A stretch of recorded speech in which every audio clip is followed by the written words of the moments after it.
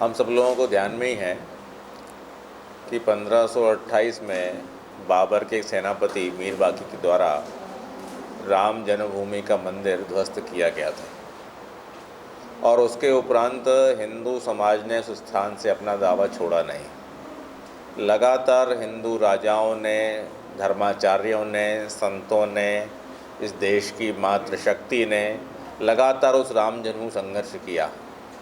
कई वर्षों उस पर आधिपत्य भी किया, परंतु वो स्थायी नहीं टिक पाया और वहाँ से मूर्ति हटा ली गई थी, मंदिर ध्वंस हो गया था, उसके स्थान पर बावरी का ढांचा बना हुआ था। ये हिंदू समाज पर कलंक के समान था और उसको संघर्षरत था हिंदू समाज लगातार 492 साल से। और संघर्ष करते करते ही सारा प्रकरण कोर्ट में पहुंचा और 40 साल कोर्ट में चलने के बाद हाई कोर्ट, सुप्रीम कोर्ट में भी केस चला और रंजन गोगोई की अध्यक्षता वाली 5 जजों की जो बेंच बैठी, उन्होंने लगातार 40 दिन की हियरिंग करके एक ऐतिहासिक फैसला हिंदू समाज और इस देश के समक्ष रखा। उन्होंने कहा कि यहाँ राम जन्मभूमि ही है, सारा आधिपत्य श्री राम का ही है और उसमें किसी प्रकार का किसी का कोई अधिकार नहीं है।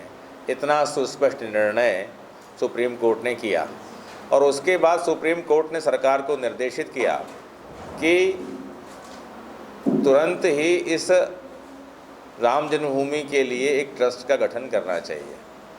तो भारत सरकार ने शीघ्रता से एक ट्रस्ट का गठन किया, उसका नाम है श्री राम जन्मभूमि तीर्थ क्षेत्र। उस तीर्थ क्षेत्र के इस न्यास के जो अध्यक्ष बने वो महंत नृत्य गोपाल दास जी।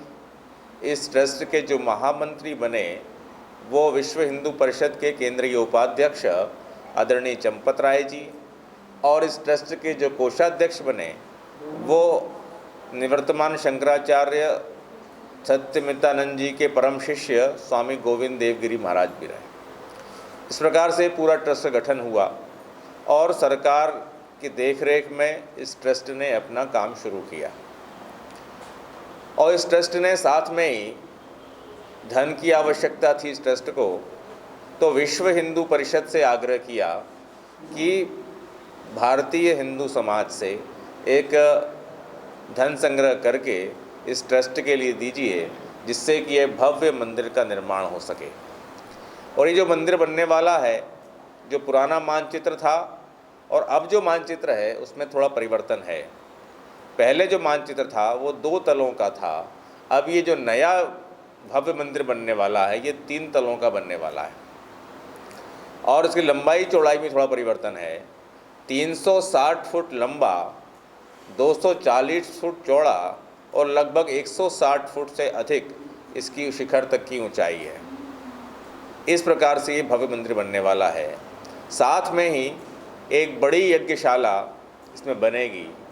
इतने सारे यात्री वहाँ आएंगे, ऐसा अनुमान है कि लगभग 50 लाख यात्री हर माह आया करेंगे। जब मंदिर बनेगा तो इतने सारे लोग जब भोजन प्रसाद पाएंगे तो एक विशाल लंगर की व्यवस्था वहाँ होनी चाहिए। भोजन गृह, निर्माण गृह भी उसमें होगा।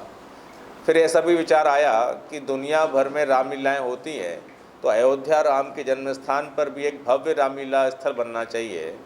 तो एक 360 डिग्री का एक बड़ा एक रंगमंच ऐसा वहाँ बनेगा। फिर यहाँ यज्ञशाला, फिर यहाँ शोधार्थी विभिन्न देशों से आएंगे शोध करने के लिए, तो एक शोधशाला, एक बड़ा पुस्तकालय, एक बड़ा संग्रहालय, इतने सारे यात्री यहाँ पर आएंगे तो उनके रुकने के लिए यात्री निवास, सारा प्रबंधन देखने के लिए प्रबंधक का कार्यालय, ऐसा भव्य राम मंदिर का साथ साथ अन्य चीज़ें भी बनने वाली हैं।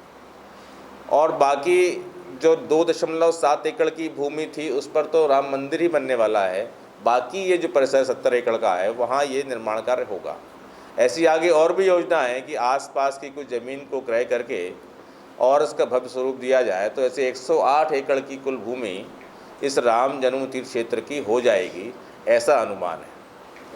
फिर धन संग्रह का जो कार्यक्रम शुरू होने वाला है वो पूरे देश भर में चलेगा और 15 जनवरी से मकर संक्रांति से 27 फरवरी माघ पूर्णिमा तक ये अभियान पूरे देश में चलने वाला है।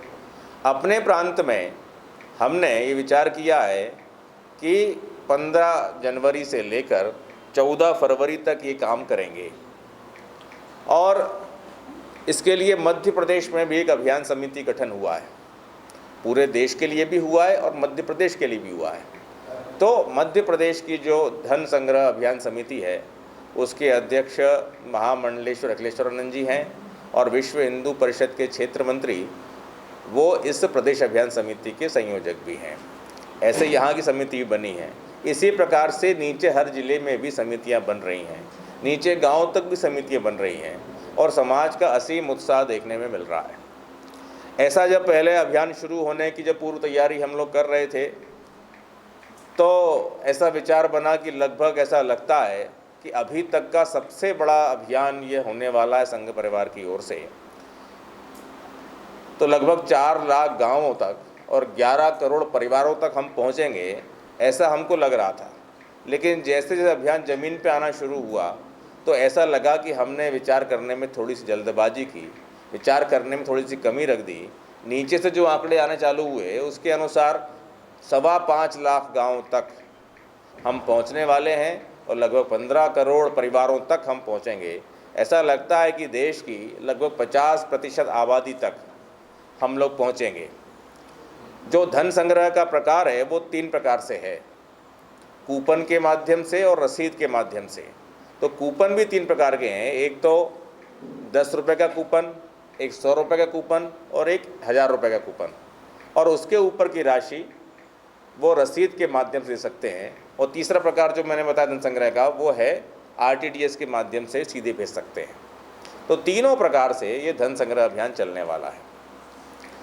पूरे देश भर में एक असीम उत्साह का वातावरण देखने में आ रहा है, चाहे सामान्य से सामान्य परिवार हो, चाहे नन्हे बालक हों या वृद्ध बुजुर्ग माता पिता हों, चाहे सिने अभिनेता हों, चाहे राजनेता हों, चाहे उद्योगपति हों, ये सब लोगों में भारी उत्साह है, और वो प्रतीक्षा कर रहे हैं कि हिंदू समाज के कार्यकर्ता हमारे यहाँ आएँ और हम इस राष्ट्र कार्य में, इस राम के काज में सहभागी बने। और ऐसा पूरा अभियान पूरे देश में चल रहा है।